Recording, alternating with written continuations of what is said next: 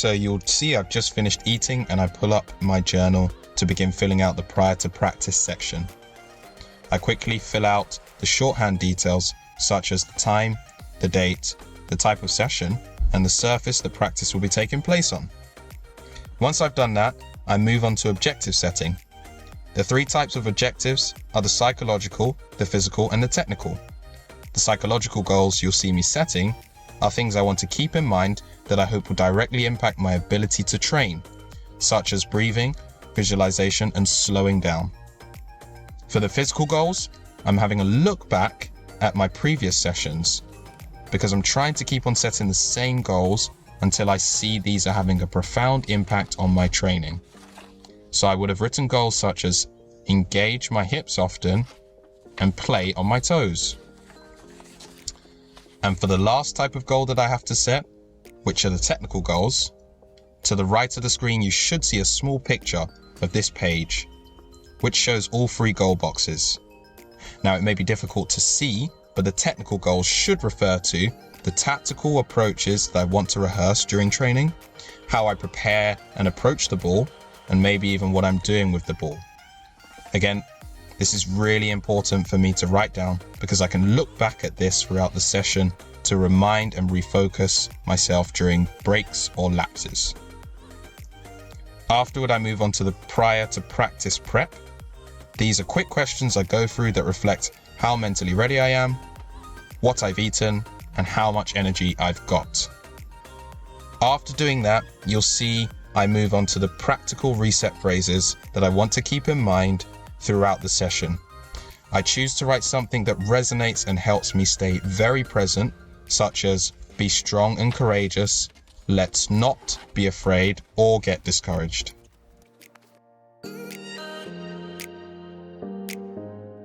Once I've done that, I am ready to go, and I pack my bags and head out.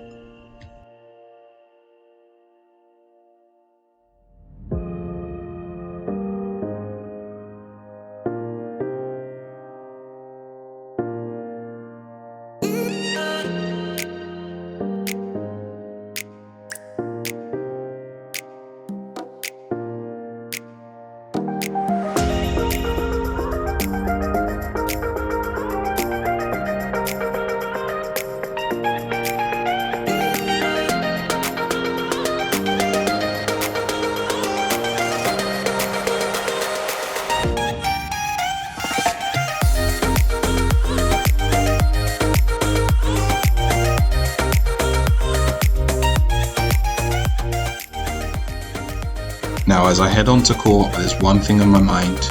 I am going to make sure I read over the pre-practice section. I'm just going over the goals that I set beforehand to have it fresh in my mind before I begin my physical warm-up. So here I am having a quick read before I jump in.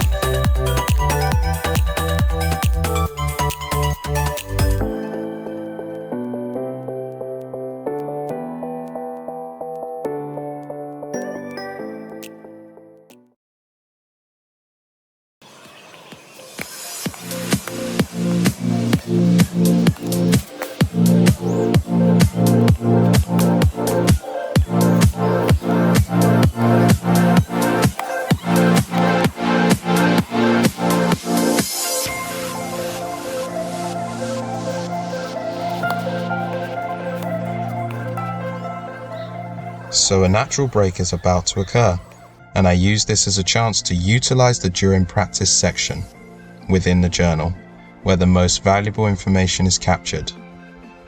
Now, one idea that is central to the journal is to capture the feelings experienced whilst training.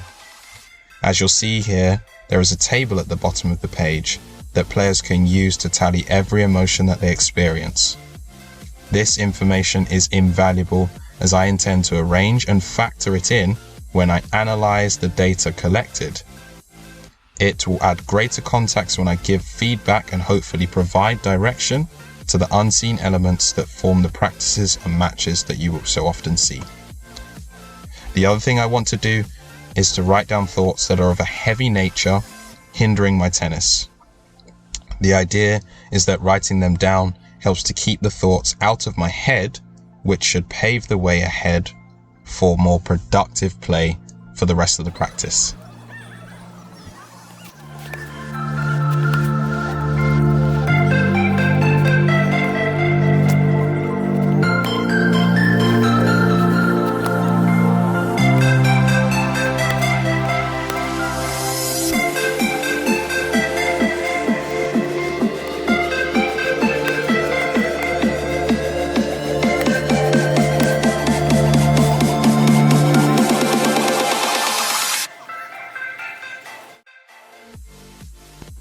So as we finish here, my first thought is to grab the journal and fill out post-practice section 1. The theme again is capturing the data while it's still raw and fresh in my mind. So I'm answering things such as how much energy I've got, how I think it all went, looking back at the goals I set before the session and seeing if I obtained them or not.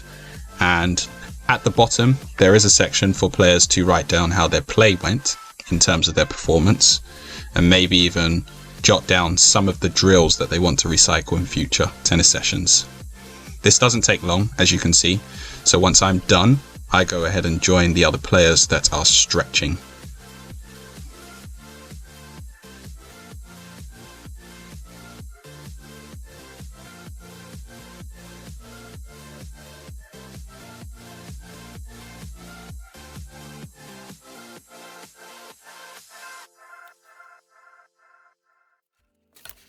Now as I enter post-practice section 2, the main idea is for me to spend constructive time reflecting upon the training that I had earlier that day. I came back to do this later that evening, and I would encourage players to do the same. However, they can revisit this the next day if the time and situation does not permit them to complete this section on the same day. Now, in this section, you'll be answering questions that are similar to the ones that you did earlier. But in post-practice section 2, players are led to interact with an accountability figure so that they may have input to guide their future training sessions.